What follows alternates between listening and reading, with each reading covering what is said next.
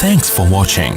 Don't forget to like, comment, share and subscribe to Mufti Tariq Masood, famous scholar.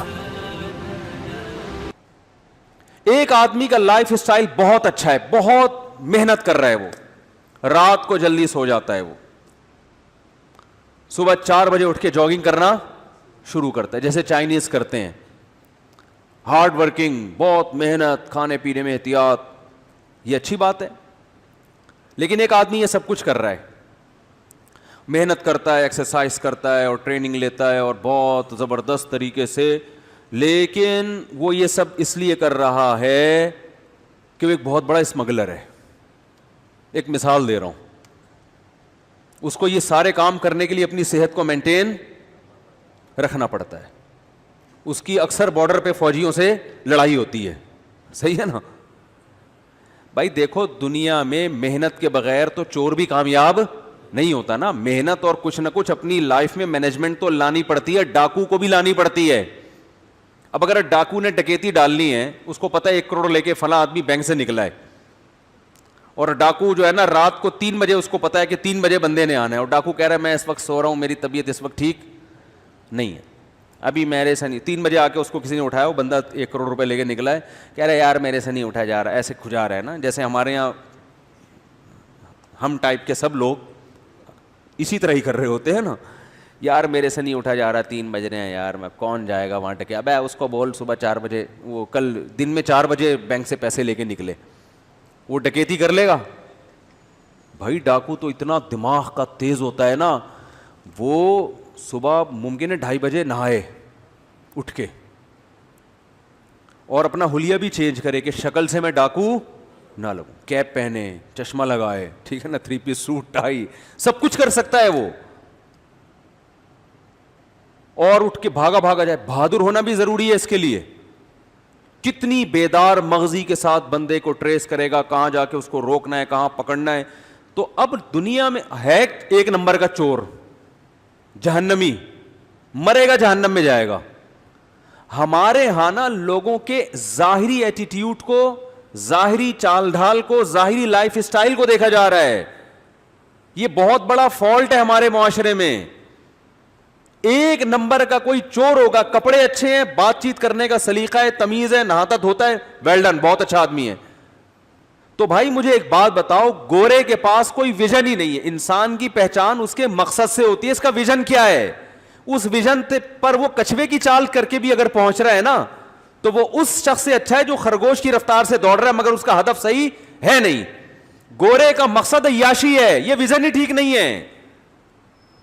عیش و عشرت کی زندگی گزارنا ہے, تو عیش و عشرت کی زندگی گزارنے کے لیے اگر آپ صبح 4 بجے اٹھتے ہو کہ میری صحت بھی اچھی رہے اور میں فٹ فاٹ اور بالکل نہ مجھے شوگر ہو نہ بلڈ پریشر ہو, تاکہ میں زیادہ سے زیادہ عیاشی کر سکوں, تو اللہ کی نظر میں اس 4 بجے اٹھنے کی کوئی ویلیو نہیں ہے. یہ تو عیاشی کے لیے بھائی. تو عیاشی انسان کا ہدف اگر بنے گا, انسان کا گول عیاشی ہے, تو پھر اس عیاشی کو حاصل کرنے کے لیے آپ ایکسرسائز بھی کریں, جاگنگ بھی کریں, آپ کا اخلاق بھی اچھا ہو تاکہ لوگوں سے آپ کے تعلقات اچھے ہوں. تو یہ دنیا ان چیزوں سے متاثر ہوتی ہے. لیکن عقل مند آدمی کہے گا بھائی تو یہ سارے کام کر کیوں رہا ہے, کر کیوں رہا ہے تو یہ سارے کام, پہلے وجہ تو بتا. ریزن اگر صحیح نہیں ہوگی تو یہ قابل احترام نہیں ہے. اور ایک آدمی کا ہدف صحیح ہے, لیکن اس ہدف تک پہنچنے کے لیے اسٹائل ٹھیک نہیں ہے, اس کا اسٹائل ٹھیک نہیں ہے. مثلا اس کا ہدف ہے انسانیت کی خدمت تاکہ اللہ راضی ہو جائے.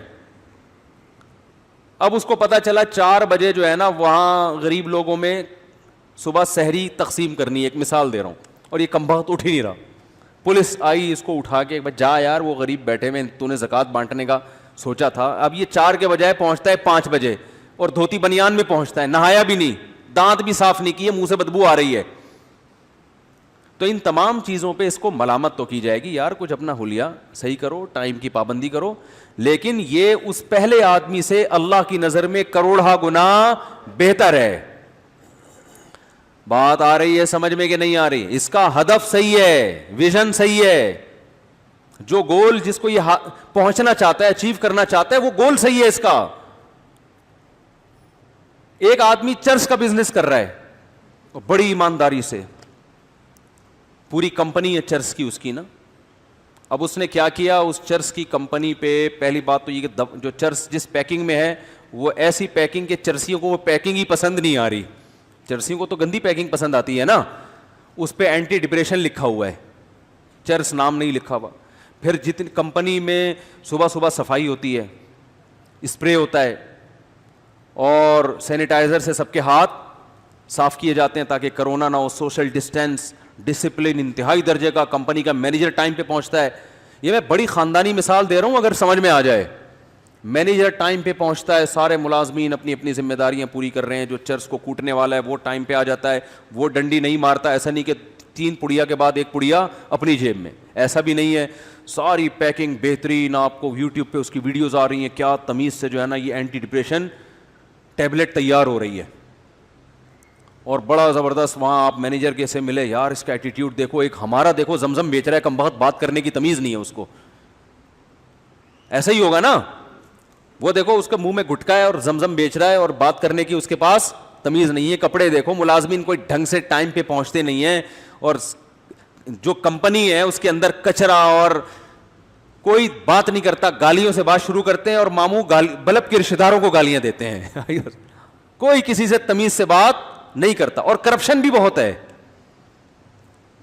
زمزم میں بھی تو کرپشن ہوتی ہے نا, 4 کین تھے, ایک غائب کر دیا آپ نے درمیان سے. مدینہ کی کھجوریں بیچ رہا ہے وہ بیٹھ کے, لیکن تمیز نہیں ہے بیچنے کی. تو اب مجھے ایک بات بتاؤ, وہ جو چرس بیچ رہا ہے اور کمپنی اس کی بڑی زبردست اور سارا صفائی کا نظام, ملازمین کو تنخواہیں ٹائم پہ ملتی ہیں,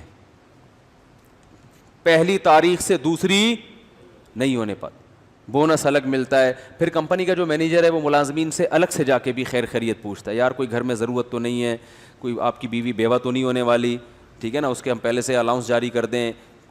اس کو پتہ ہے نا, ٹینشن وینشن بعض دفعہ ہو جاتی ہے, انسان کو اندازہ ہو جاتا ہے کہ اس کے بیوہ, ان کی وائف کے بیوہ ہونے میں کتنا ٹائم باقی ہے, تو آپ کے بچوں کا کوئی انشورنس کروانی ہے کیا, وغیرہ وغیرہ. بڑا اچھا ایٹیٹیوڈ. بھائی جان اس کے باوجود وہ پان بیچنے والا جو ہے نا, جو کھوکھا لگا کے بیٹھا ہے, جس میں ڈسپلن کے علاوہ سب کچھ ہے, وہ اس سے کروڑا گنا بہتر ہے. حالانکہ دیکھنے میں آپ اس سے انسپائر ہو گئے جو چرس بیچ رہے ہیں. آپ اس کمپنی کا سسٹم دیکھو گے, بولے گے یار اصل میں تو کامیاب یہ لوگ ہیں, ان سے سیکھنا چاہیے. نہ بھائی, ان سے مت سیکھو, ان کے پاس تو کوئی ہدف ہی صحیح نہیں ہے. اور جو پان بیچ رہا ہے وہ کم از کم اتنی خطرناک چیز تو نہیں بیچ رہا نا, اس سے کم از کم یہ ویژن سیکھو کہ یار تو چرس کیوں نہیں بیچ رہا. وہ کہے گا بھائی پان کم نقصان دہ چیز ہے, میں نے کہا میں اپنے بزنس کے چکر میں لوگوں کا نقصان نہیں کروں گا. تو یہ چیز اس سے سیکھنے کی ہے پان والے سے, اور یہ اللہ کی نظر میں اس چرس والے سے کروڑا گنا بہتر ہے. گندا اور میلا ہونے کے باوجود, ڈسپلن نام کی کوئی چیز نہ ہو, پھر بھی یہ اس سے بہتر ہے, چاہے دھوتی بنیان میں بیٹھتا ہو. یہ آج دنیا پتہ ہے متاثر ہوتی ہے آپ کے ایٹیٹیوڈ سے, آپ کے ڈسپلن سے, آپ کی صفائی ستھرائی سے, جو کہ اچھی چیز ہے, لیکن یہ اصل نہیں ہے.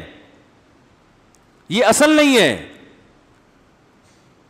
اصل یہ کہ پہلے ہدف تو صحیح ہو, پھر اس ہدف تک پہنچنے کے 2 راستے ہیں, غلط اور ایک صحیح, اور پھر اور بہت زیادہ اچھا.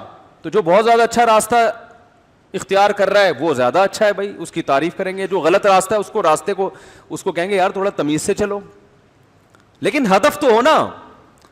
تو اسلام آپ کو آپ کی زندگی کا ہدف بتاتا ہے کہ آپ پیدا کیوں ہوئے, اور کمال یہ کرتا ہے کہ آپ کو آپ کا ہدف بھی بتاتا ہے, اور دلائل سے ثابت بھی کرتا ہے کہ یہی آپ کا اصل ہدف ہے, کہ اس کے مقابلے میں کوئی ٹکنے والا نہیں ہے. مفتی طارق مسعود صاحب کے بیانات سننے کے لیے youtube.com/مفتی طارق مسعود کو سبسکرائب کریں, اور اگر آپ لائیو ویڈیو کو کبھی بھی مس نہیں کرنا چاہتے ہیں تو سبسکرائب کرنے کے بعد بیل آئیکن پہ کلک کرنا مت بھولیں. جزاک اللہ.